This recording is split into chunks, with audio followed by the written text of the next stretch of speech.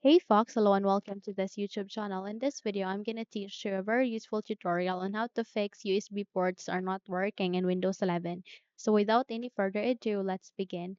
First of all, you need to navigate here to start, make a right click, scroll up and click on Device Manager.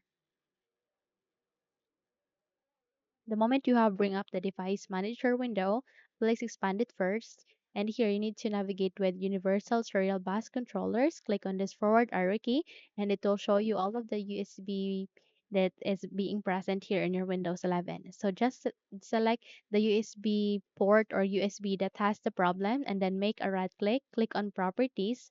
And from here, you need to navigate with the power management and ensure that this allow the computer to turn off this device to save power is disabled or unchecked.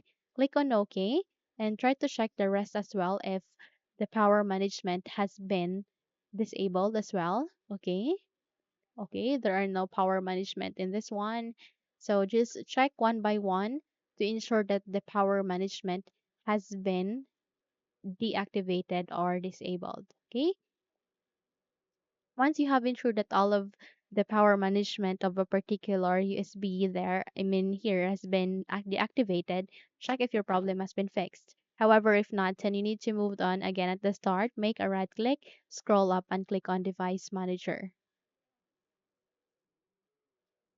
So here at the device manager, you need to expand the window again and go with the universal serial bus controllers. Click on this forward arrow key and you need to select the USB that has the problem. Make a right click and go with uninstall device. The moment you've uninstalled it, just restart your computer. And the moment you've restarted it, it will be reinstalled here in your Windows. Okay? So check if your problem has been fixed. I'm sure it will be fixed. Okay, so if you think this video helped you a lot, then please don't forget to subscribe. Hit the like button as well as the bell icon to be updated for more tutorials like this.